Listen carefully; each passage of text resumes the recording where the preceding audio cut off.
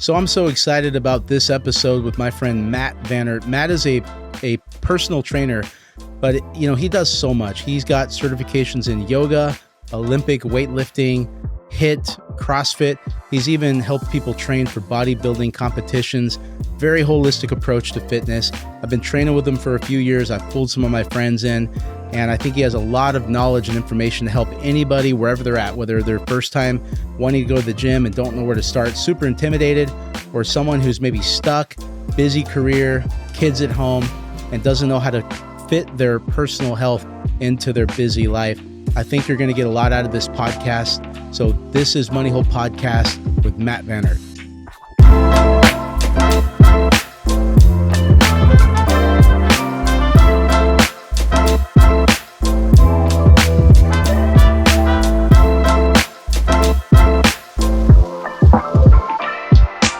Hey everybody, thanks for watching. This is the Money Hole Podcast. Please make sure to like, subscribe, leave a comment, and download.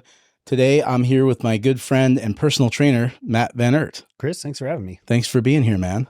I'm glad you made it. So, first podcast? Oh, yeah. All right.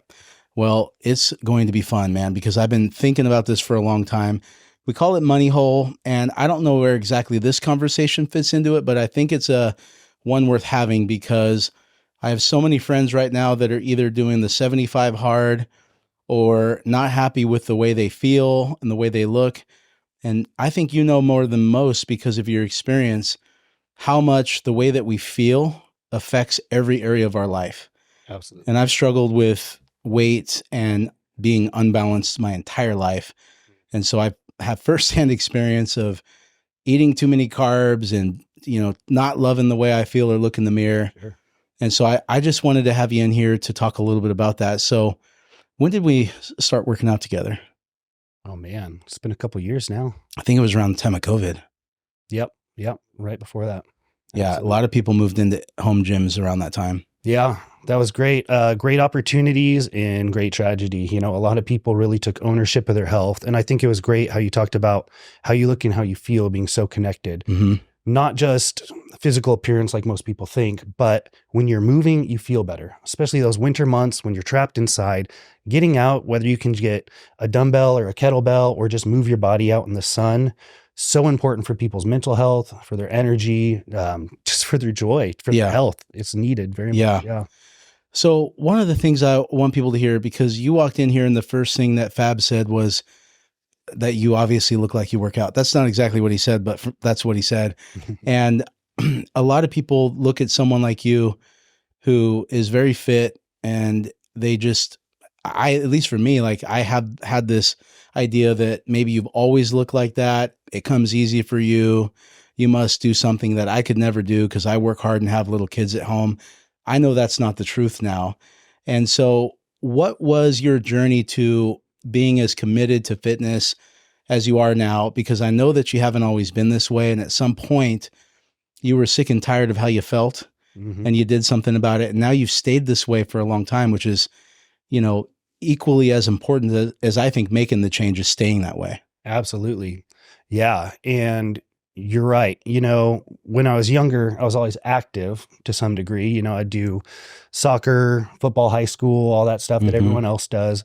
But committed, that's a whole different thing, right? It's easy to go out when you're with your friends and, you're out there Friday night and everyone's having a good time and cheering you on and stuff.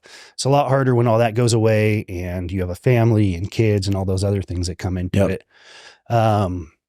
So actually, I first started wanting to get into more directed, focused, goal-driven fitness opportunities a little bit after high school.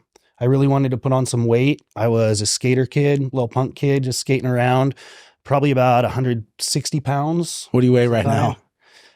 Closer to 220. Oh boy, that's a big difference. It is a huge difference. And it's funny because when I was at 160, I wasn't one of those kids who could eat anything either. I was skinny fat. Yeah. I ate like Hot Pockets and skated around and did everything wrong, So there's something wrong with Hot Pockets. I thought you said that was on my meal plan. We'll talk about that later. We'll talk about, no. No, I remember going like, where the heck do I start though? Right. Like anyone else, turned to the GOAT, turned to Arnold Schwarzenegger, and looked at some of his stuff where he recommended gallon of milk a day and all these other things. And hot I just dogs. look into hot dogs. Oh, I did. I told you, I was trying desperately to gain weight, skating around. Hot dogs and milk. Hot dogs. That's how you win Schwarzenegger contests. Or That's how whatever they you call get it. acne and bloating. That's what I learned on there. Trying so desperately, going, geez, man, I thought this is what you did. This is coming from the top guy. I'm doing it, and it was not working. The only thing I felt was sluggish, brain fog. I felt awful. I really did. And I felt that first wave of frustration. I felt upset because it seemed like the more I looked for information, the more confusing it got. Yeah. And that's something I've really carried with me to my clients, is this understanding of like, wow, people can be trying as hard as they can. And sometimes it's just what's available that makes things really difficult. So when I first started getting into that Arnold stuff, it wasn't going so well for me, but I continued and I kept trying to push through. And that was about the time I had I was pregnant with my first child there. How old were you?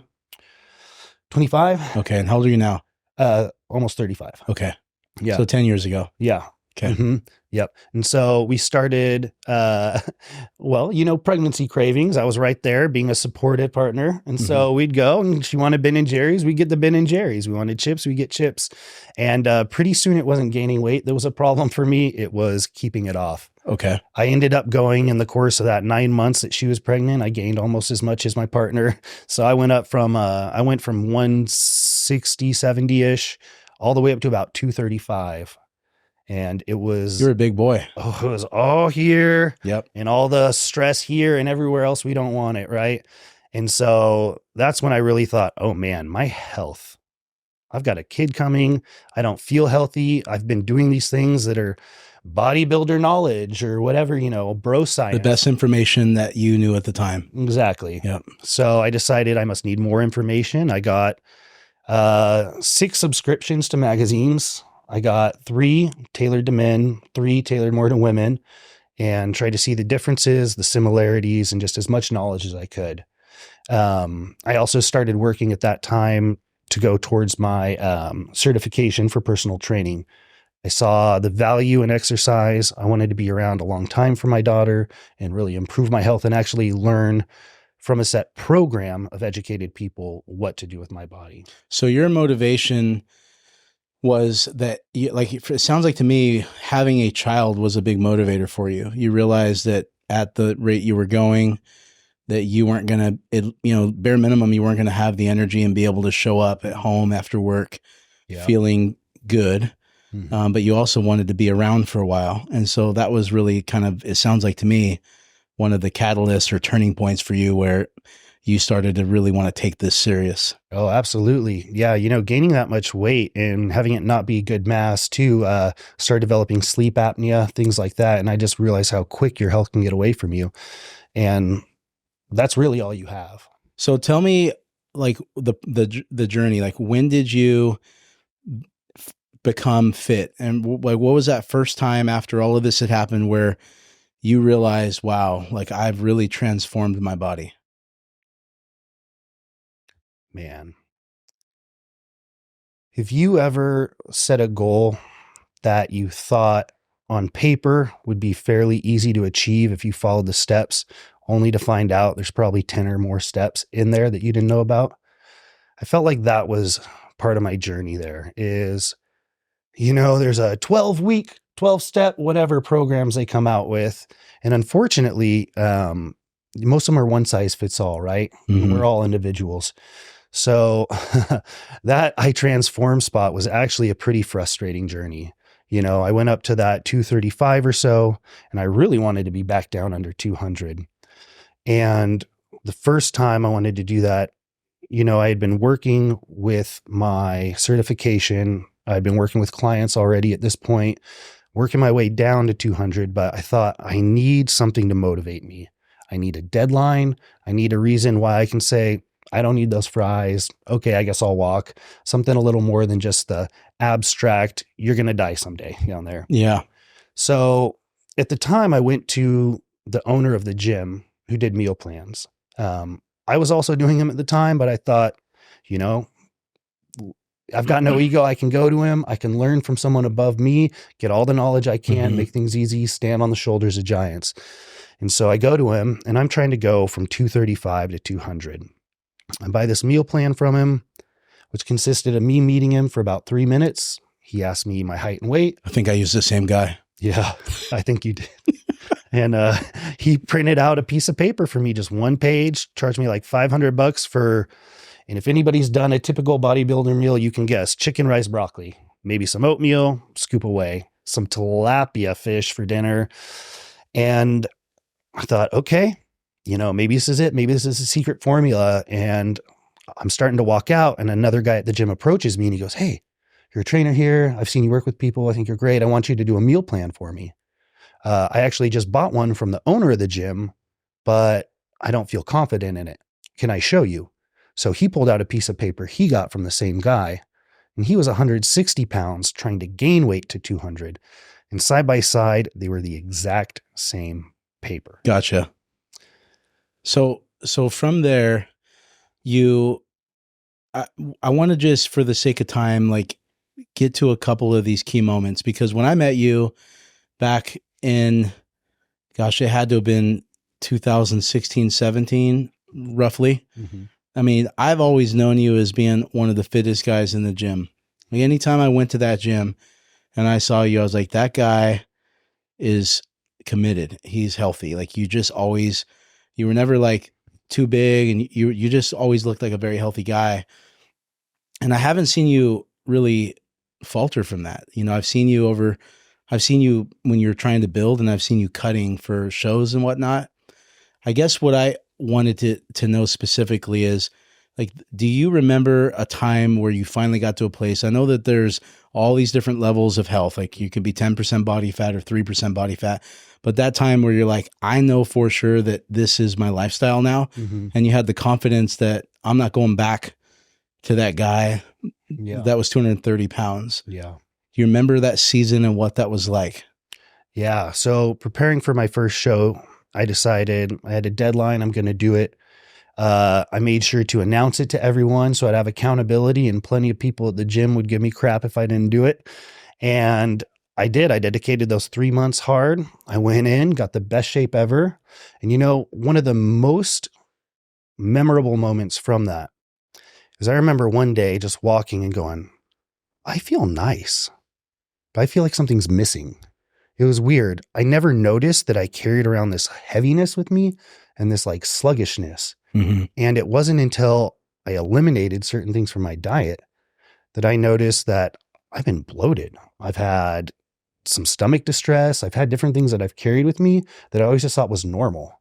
You know, that Thanksgiving feeling where you feel like, oh, Yeah, relax. I do. I thought that was like every meal. I thought that was just normal digestion. And it wasn't until I eliminated a lot of things that I felt so much better. I thought, I look better, and I don't want to go back to feeling like crap. I'm sharper mentally. This is something I want to hang on to. Yeah. And so you're right. There'd be times where I'd want to build back up, you know, work on imbalances and stuff, little injury, repair, recover, heal. But I always told myself, you know, I'm never going back to size 34 pants. If I ever hit that size, I'm going back down. That's my size, just so you know. And you're never going back up all the way down. And so that's what it is for me. I set cool, that man. goal and I felt better. Yeah. I recognized it.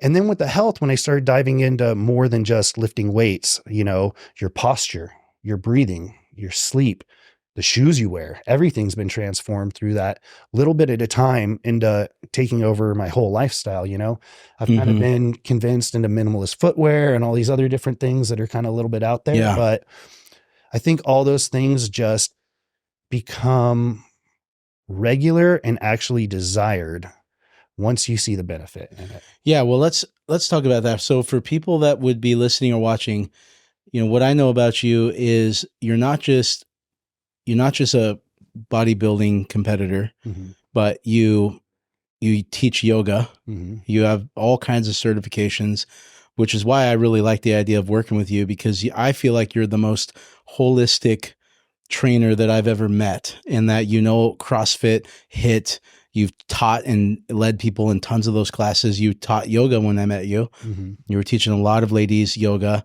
You can do Olympic heavy lifting. So you just know a lot. And then on the nutrition side, I know that you went to school for that. You have all these certifications. And anytime we've ever talked about whether it's paleo, carnivore, keto, every single diet, I've always thought you just had a wealth of knowledge about it. So, but it can get so overwhelming and so confusing. And we all live in this world right now where most people are working a lot. They have kids at home. They're tired. They're probably maxed out in every area of their life. And it's not super easy to approach this, especially for someone who has no experience and they don't have, they just never talked about this. So one of the things I always ask you about when we do little stories on social media is, for somebody who wants to get in the best shape of their life and stay there, but they've never talked to a trainer, they're intimidated to go to a gym, which is new to me. I talk to the girls in my office all the time, and they don't like going to gyms because of the environment. I was like, I didn't really ever think about that, but a lot of people are nervous to go to a gym, which makes sense now. It's crazy how many, especially women, tell me, when I just get in enough shape, I'll go into that gym with you. Yeah. See, I wasn't even aware of that. So what are some of the things that people can do to really simplify this and approach it in a really practical way to start? And I think starting with the mind, like your thought process, because I think everything starts up here. Absolutely. What would you say some ways that people can begin that journey of learning that they need to take care of themselves? Because that's really why I wanted to have you here. Is I know it's important that I have to take care of myself. But I know so many people that this is not even on their grid. Yeah. They don't even think about it. And not being on the grid, I think that's perfect. And I think most people, what they need is to find their why. Why should they? You're busy, single parent, lots of them struggling, working 2 jobs, whatever it is, plenty of reasons why not to. Okay. You gotta find your why. So how do they find that? What would be some ways for people to find something that's motivating enough to get up in the morning and work out and start eating different and researching this? It's crazy how different everyone's answer is. Give me some examples of whys you've seen with people. Obviously, yours was having a baby. That was the beginning. Yeah. And then the why changes, right? You said that at some point you felt better and you're like, I love how I feel. I don't want to ever go back to that again. Yeah. Well, if you think about what you cared about in different stages of life, I think most people change as they grow. A lot of the younger people are more selfish reasons. I don't say that in a negative way, but more self-centered and goal.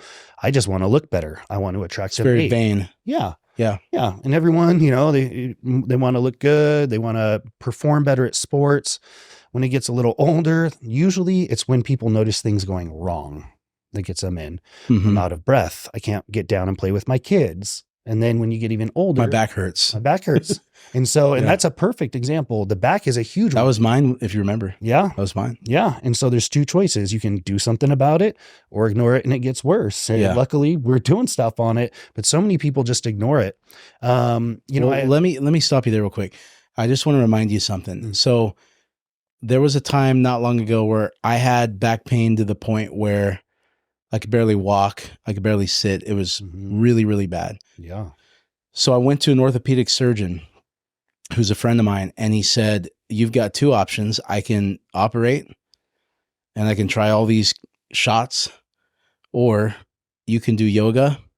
You can start taking care of yourself and you can commit to that forever.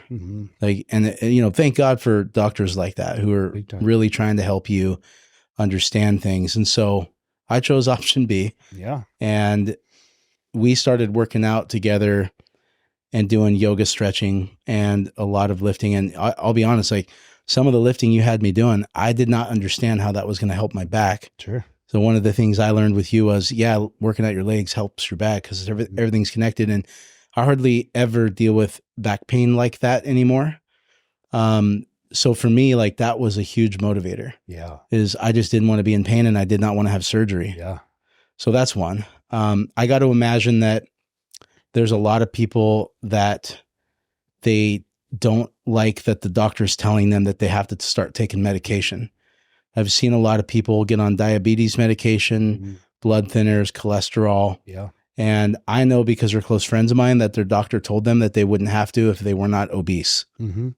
And I don't know about you, but man, it sure seems like trying to eat better and get in shape would be better than having to take a bunch of medication every day. Oh, 100%.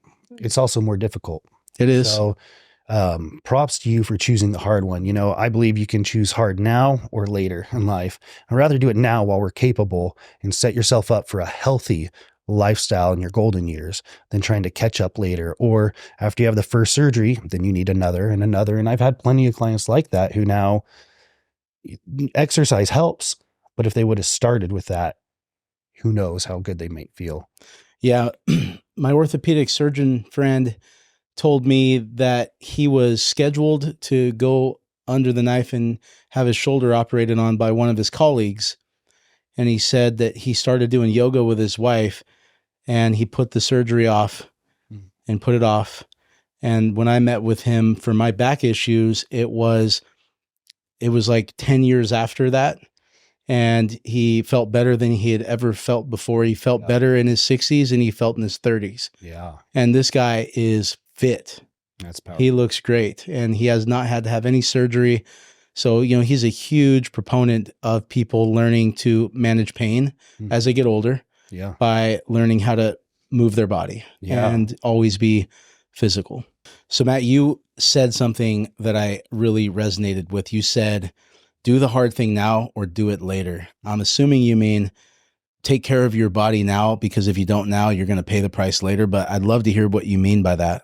Oh, absolutely. You know, going to the gym is hard, especially when it's a new habit, but the benefits for life are so great that it makes it worth it. You know, I love my grandma. She was active a little bit, but by the end of the life, she started scooting, shrinking, and pretty soon after a while, she was kind of doubled over. She never got up, never worked on posture. And every year we could see it decline. Wow. So then you need a walker, you need all these other things. And just to look up and go on a walk was difficult. Doing something she loved, something so basic. So even though it's hard to get out and walk and take care of yourself now, compared to what it'll be later, it's minute. How many of us take walking for granted? Everyone, all of us. And that's a pretty great thing. Yeah. You know what? If you are just starting out and you don't know where to go for a walk. Yeah. It's beautiful out. Yeah. You know, get sunlight in your eyes, whether it's during sunrise or sunset. There's different ways your body responds with the circadian rhythm. Go out with your family. Just go pick somewhere beautiful. Go spend some time outside. Yeah. Just that is huge. You know, there's some great studies that just show about a 15 or 20-minute walk after dinner lowers that blood glucose level by like 30%. So anyone can get up and walk. So it's also great for connecting with your family. 100%. Like I was at a conference last week, and we all went around the table and everyone talked about some of the things they do to find connection with their family. Mm-hmm. And at least 2 or 3 people said that they go for a walk every day with the dogs, with the family. And they elevated this one activity to be the holy grail of the thing that they do with their family. And it makes a lot of sense if you think about it. I mean, if you're walking, you're probably not going to be looking at your phone. Mm-hmm. You're breathing in fresh air. You're seeing nature. You're doing something active together, and your body is moving. Yeah. And so that makes a lot of sense to me. I want to just touch on you talked about going for a walk and doing practical things to get towards a healthy rhythm in your life. Mm-hmm. Like you and I, we work out together 4 times a week, and then I try to do a couple things on the weekend. I like to hunt, so there's always hiking and stuff with that. And you know, the meal plan thing has been a struggle, but we're working on that right now. One of the things that I remember for me that was important when I started was to just get into the habit of going to the gym. Mm-hmm. I did not know what I was doing. I had no training. I did not have magazines. I just went there and I saw what people did, and I just did some working out. And I remember the first time I felt blood flow, and my arms were constricted. Chase that pump. Yep. The pump. And slowly but surely I started working from a walk to a run. Mm-hmm. And then, it started with walking for 10 minutes and running for 1 minute. Yeah. But over 3 weeks, I was able to go from 1 minute to 5 minutes of jogging. Yeah. And then over time, this habit not only became a habit, but I also started feeling dopamine, endorphins. I started seeing physical changes in my body. People started making comments. That felt good. Mm-hmm. And then the why, I think for me, my why came after I took the actions and I started seeing the results from it. Yeah. It became, I want to feel more like this. And I like when my clothes fit better. Mm-hmm. I like when I have energy, and I like seeing these results, and I want to see more of them. So I wonder how many people, they won't really know their why or their purpose until they get into motion and they start, getting into that journey a little ways. Absolutely. Yeah. Starting that habit is one of the most difficult things. But after a while, like you say, you experience the benefits, and then pretty soon you feel off if you miss one. And it's really great too. A lot of people find it empowering when they begin. It can be overwhelming to step into a gym. A lot of people who want to get healthy are just even intimidated to step in, like you mentioned. But not only do you go from walk to run, but it's really fun to find out what your body can do. You mentioned very graciously all the different things I've got to try between like different CrossFit styles, Olympic lifting, things like that. And one of the things that keeps me addicted is I didn't know my body could do that. Wow, that's a fun motion. How do I go through these steps, or what's the next thing? You have rings and bars and all this stuff. You feel like a kid again. Yeah. And so you start to go from this thing like I have to do to what's next. Yeah. It becomes exciting. Yeah. Yeah. Because you become a competitor. Absolutely. You're not competing against other people. You're competing against yourself. Yes. And that is incredibly motivating and fun. Absolutely. Yeah, for sure. That's one of the things I loved about bodybuilding too. A lot of people on the outside look at it as a very vain pursuit because it's physical in nature, which fair enough. There's a lot of that for sure. What's interesting though is year after year, you can only control you. All up to you. Are you going to wake up? Are you going to do the work? Are you going to eat the food? Sure, other people may look better in a judge's opinion, but all the work comes down to you. So year after year, just like you mentioned, how I try not to go too far away from my shape. I like to see what I can build, I like to see where I can cut. And every year is just an improvement on myself on there. Yeah. And working out is one of those. Are you familiar with what a keystone habit is? Mm-hmm. I think we've talked about that. Absolutely. So, there's the book, Make Your Bed, whatever that book's called, but it's the whole thing about working out is, for me, one of the things I've noticed is when you work out and you try to eat well, it's going to have an impact on every other area of your life. We talk about wholeness. For me, when I think about being whole, I'm thinking about marriage, kids, parenting, my own self-talk, my spirituality, my money, my job, my friendships. And working out changes all of those. Like, it literally makes me, I'm going to have a better attitude with my wife. Yeah. We're going to have a better connection if I'm healthy. Absolutely. I have the energy when I get home from a crazy day at work to get on the ground and play with my little kids. When I go and play with my friends all like to do fun things. They like to go hunting. They like to go running. They like, and if I was out of shape all the time, I probably would have to change my friends. Yep. My friends are active, they want to do things, and I got to be out there with them. And so a keystone habit is one habit that literally changes all your other habits in your life. And I know for me and you and lots of the people we hang out with, when people got in shape, not only did it change their body, but it improved the quality of every other area of their life. And I'd love to hear you tell me a couple stories. You told me one right before we started here. We can talk about that one. But just some transformational stories, because I think that's what people really need to hear, is like where someone started and the process, and then where they ended. Yeah. And I like that keystone habit with working out too, because you're right. Mentally, when you go through the hard stuff, when little day stressors come up in life, you can handle it because you've pushed through whatever you need to do in there. Now, and I have younger people who are out partying and all these things. And then when it comes down to a goal they care about enough to diet and stuff, and they see how their body feels without it, it changes their life there too, which bleeds over into finances, where they think, okay, maybe I'm 25 and I don't want health insurance, but I'm trying to be as healthy as I can, as long as I can. And that's a big motivator now. What they do. Yeah.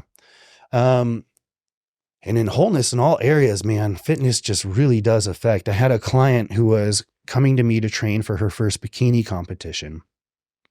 Great lady. She was about 45 at the time. Her youngest kid was about 14. What kind of shape was she in when you first met with her? Typical shape.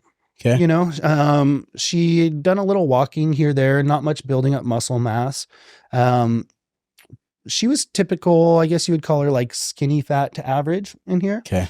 Skinny fat's a term, by the way. It's not, it's a real term in the physical world. Yeah. So essentially what I mean is, like an average she's build. not, yeah, exactly. Yeah. Not big, but muscle mass low in Okay. there. And so when she came to me, you know, we started working out, but most importantly, that diet plan. And she came on about 6 weeks in, she came to me, she said, I got something a little embarrassing that I want to mention, but I want to thank you. So it's good. Like, can I tell you? It might be awkward. I was like, well, yeah, now I have to know, right? Like, bring it on. So she goes, I just want to thank you because the last couple of weeks of being on your meal plan, I finally stopped lactating. I was like, lactating? Her oldest son was 14. Yeah. Oldest son was 14 at the time. And, you know, they would eat out all the time, everything delivered in plastics, everything just high in these endocrine disruptors that are in your food without a lot of nourishment. And she had a big hormone imbalance. Wow. And I asked her, I said, your husband's a doctor. He didn't notice. He didn't say anything. And talking to him, I talked to him about, he said, you know, we get like 1 semester of nutrition in college. And then that's about it. Doctors? 1 semester of nutrition. Unless you start specializing in things that need it. Yeah. It's very low. That's pretty interesting. And not only that, but when a patient comes in with a specific ailment, they don't have time to go into every other area. You know, I think it's very important and there would be great benefit talking about nutrition first overall. Yeah. But, you know, the healthcare system and everything we have, it's patient in, patient out. They got to do what they got to do. So for her, you can imagine lactating was just a physical symptom, but her energy improved when her hormones balanced. She felt better, more time and attention for her kids, more energy for her husband, brain fog cleared. And so from there, she felt the difference that carried her on into her work life and her home life and everything else. And it just really transformed the way she felt about herself. I could see her in the gym walking with more confidence, even though it only been, you know, several weeks and there were no big physical changes. She could feel this tide turning in there and really loved it. Okay. So let's just say that somebody is listening to this and they want to get fit. They've struggled. They've tried it. It didn't work. You've seen those people. You've been around those people. I know for me, working out at home, having you there and then bringing friends into that has increased my frequency of working out 10x. So I know for me, like including others in the journey is a key strategy that I'll never stop doing. The food thing though is difficult for all of us as well. So if you had to give people a couple of tips on something that they could do right now to begin this journey, what would those things be? Count your calories. Okay. Download MyFitnessPal for free. And whatever you do, just track it for a couple days and see where you're at. If you don't know, you can't go anywhere from there. That'd be the first one. Just track your calories. Don't worry about macros. Don't worry about vitamins or vegan or this or that. Just write down what you're at, see where you are. Then you can go up to gain weight, down to lose weight. And then just get active. Choose something. You know, once you have that good calorie baseline, then you know where to go, but always plan twice as long as you think it's going to be. You won't be disappointed. You might get there early and gain momentum, but you also have to alternate seasons. You know, you can only cut calories so low before it becomes detrimental. Then you actually need to add them up to keep healthy and back down. So it's a process. So count calories and start moving. And expect to do it over and over till you get to where you want. And that's the beginning of a process, which you'll learn. You can stack on that as you go. So this is kind of be the entry level. It's funny. I was at a conference with a bunch of people this last week, and there was 3 different escalators at this hotel to get to the main area down to the lower area where we had the conference. And as I was going up this escalator, I noticed that a lot of people walked to the right and took the stairs. And they were pretty fit people. Yeah. And I was just standing there like, man, this is definitely a picture for me. I read a book called Take the Stairs years ago. And this guy was really talking about like learning to constantly try to do the hard things in life. Yeah. don't take the escalator if you can avoid it. Take the stairs. Constantly be looking at how can I move more? How can I do those things? And then you touched a lot on tracking. That works in everything, man. Last week we had a podcast.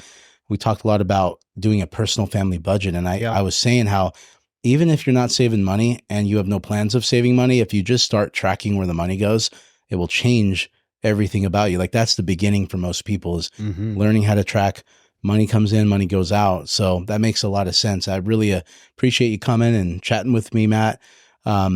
We're going to put your information out. So if anyone wants to reach out to you, would that be okay? Whether it's a meal plan or just getting some information about their fitness journey? Yeah, absolutely. Cool. And anyone who's ready to commit, we can get you going on whatever you know.